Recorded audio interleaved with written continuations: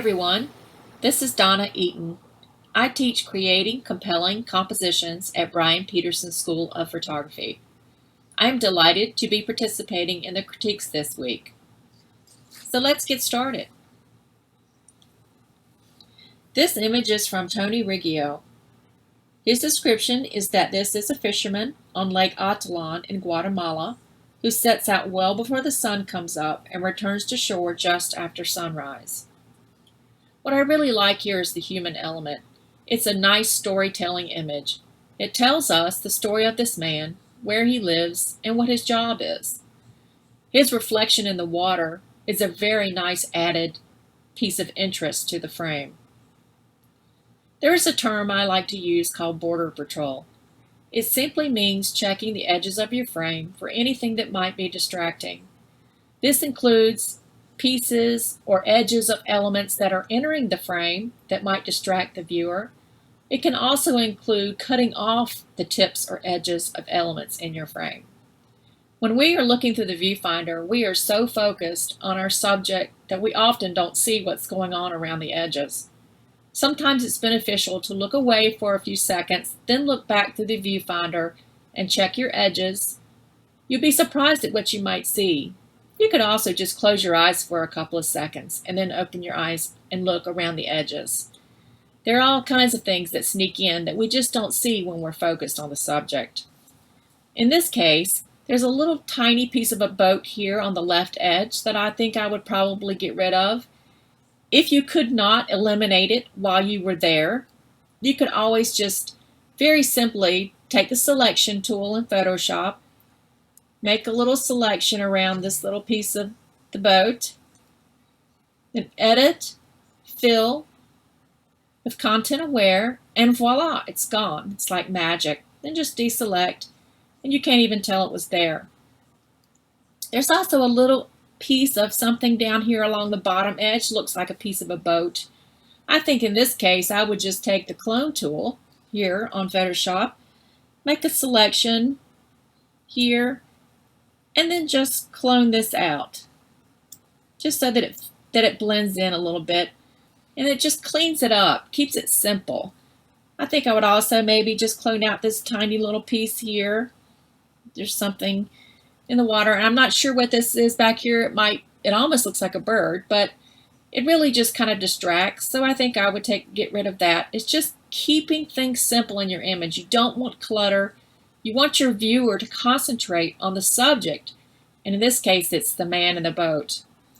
Also, be careful when you're doing things like this to keep your horizon straight. I am the world's worst at coming back with crooked horizons, so I can relate. This one's just slightly leaning to the left. It's just barely noticeable. But one easy way to fix that is go down here, grab the ruler tool, and then just draw a line across with the ruler,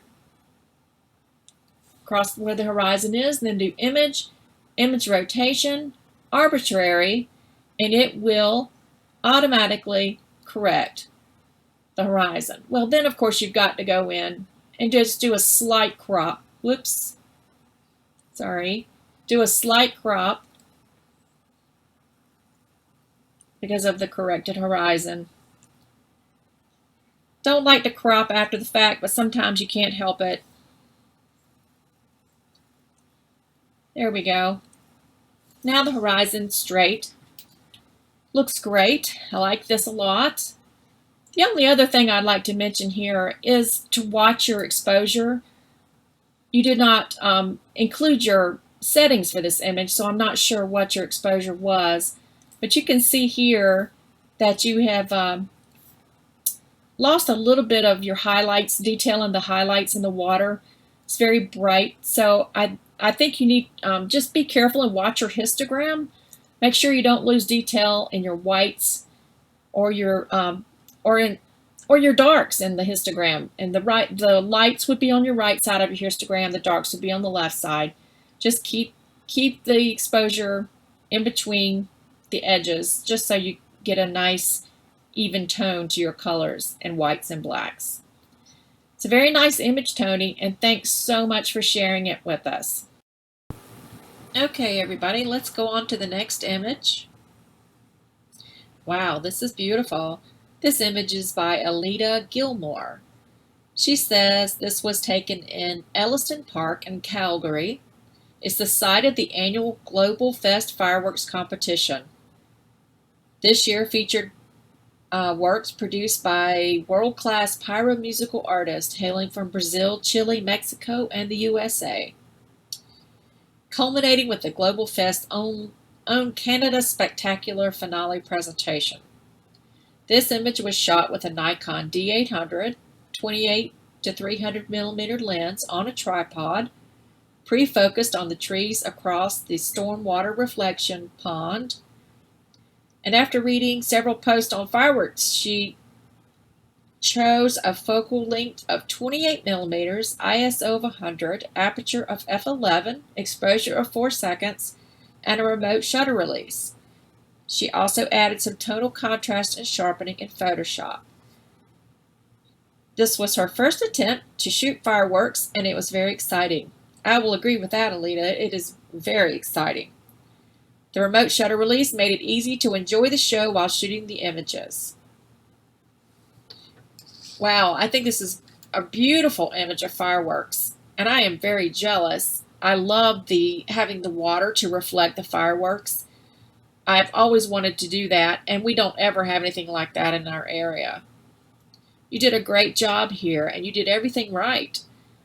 Using the sturdy tripod to keep things sharp, using a remote shutter release is always great because that reduces, touching the camera and causing movement.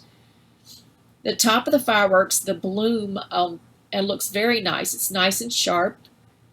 The area below that is a little out of focus. I'm not sure if that could be due to some smoke or, atmospheric conditions, which is very possible.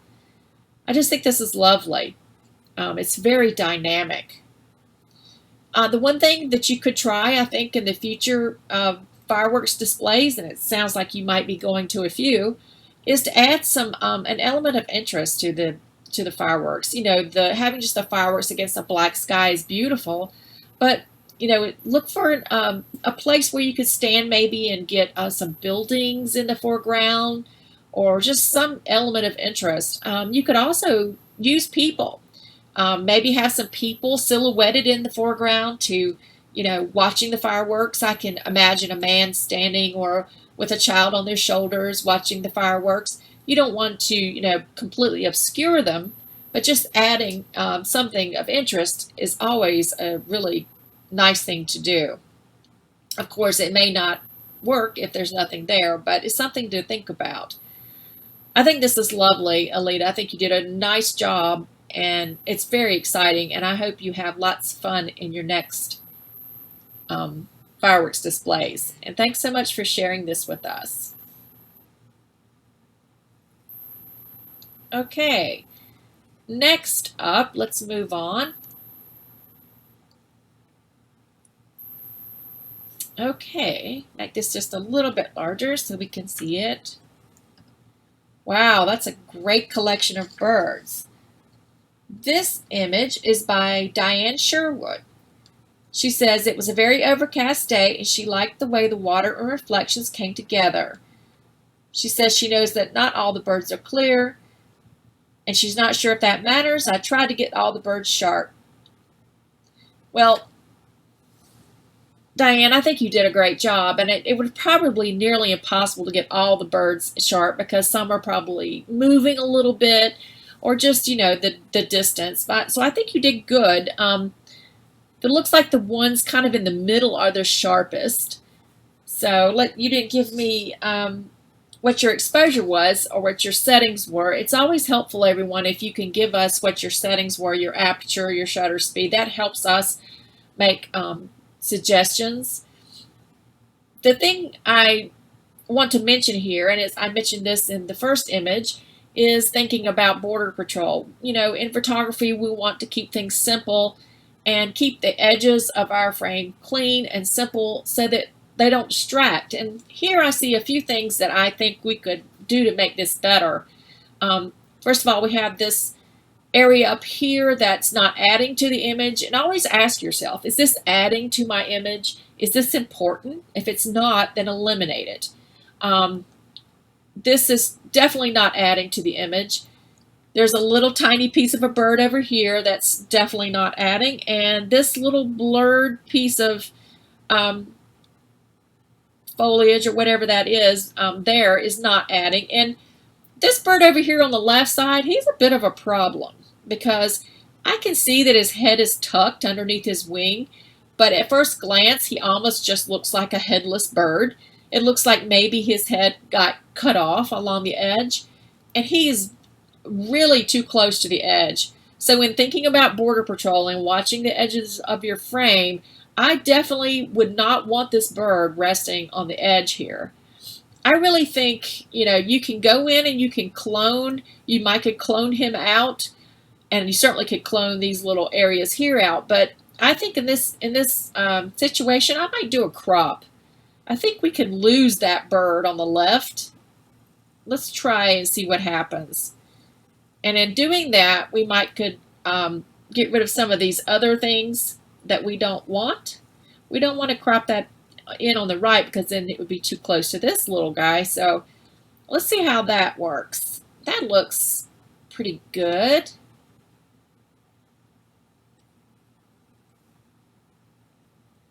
Yeah. Okay, so now we could take the clone tool and go in here and just clone out that area there. Oh yeah, this looks better already. Grab some of this here and clone out this little edge down here, and just clone out the rest of this little blurred area here, sampling from areas so that it blends in nicely. Wow, that looks so much better already. It looks, the edges are clean and simple. You've gotten rid of distractions and clutter. Yeah, this is awesome. This looks beautiful. You did a beautiful job here, Diane. I love having all the birds. It would be nice if some of these in the foreground were a little sharper, but since it's a kind of a mass of birds, and you've got these here in the middle nice and sharp, I think it works nicely. I like the kind of high key effect of the water and the nice overcast light. You have beautiful light, which is perfect for photographing birds. And my favorite part of this whole image is this one little guy that's right here, and he's looking straight at you. It is just adorable. Just beautiful. Love this. Good job, Diane. Okay. So, let's see what we have up next. Okay. Wow.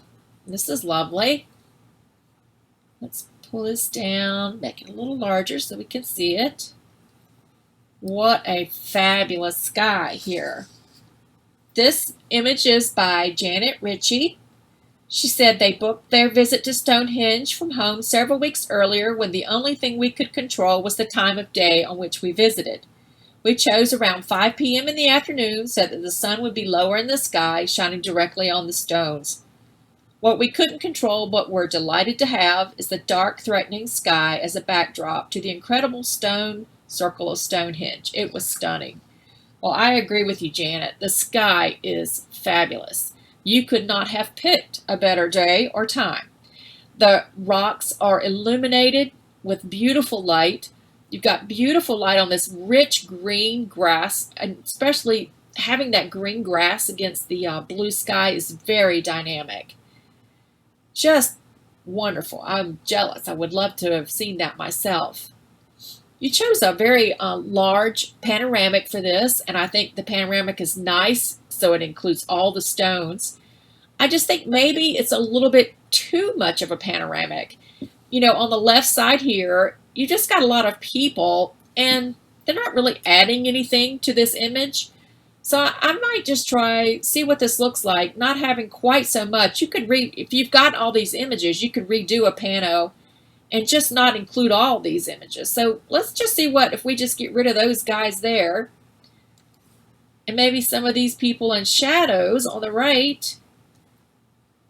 Let's see how that looks. Let's see, that to me looks much better. It's a cleaner, simpler. You've gotten rid of, some of the things you don't need. The people on the and the shadows, we're not adding anything to the image. They're not part of the story. So I just think this is lovely. And I would just try to redo the pano and not include quite so many. You did a good job with the placement. You've got, the sky is the most interesting part, and that is what you show the most of. And of course, the mystery and the beauty of Stonehenge is just lovely. Okay, our next image is by Jason Clendon. I hope I pronounced that correctly. Jason says this shot was taken at a ghost town in southern Namibia. It was an old German diamond mining colony that has been uninhabited since the 1950s. The desert has taken back over and the houses are filled with sand. I like this shot because of the multiple doorways and also the colors. It was shot with the Nikon D5300 plus the f2.8 16 to 80 millimeter at 34 millimeters, f22 for 2 seconds on a tripod at 400 ISO. Wow, Jason, I really love this. I am so jealous that you got to go there, and I went to Namibia a few years ago and did not make it to this diamond mining colony, and I am putting it back on my bucket list because it looks like a fabulous place to visit. I love what you did here, the way you composed this with the doorways creating a strong leading line.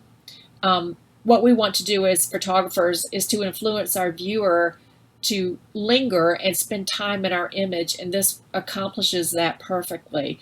The doorways themselves create a strong leading line and draw the viewer in.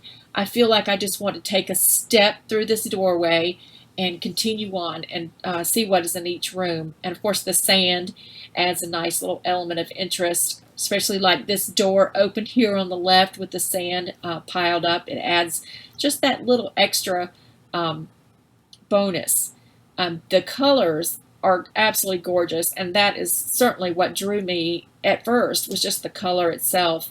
I'm intrigued at the way the patterns on these walls almost they look like cloud formations. It just has a very beautiful, soft palette of color that is very soothing and relaxing.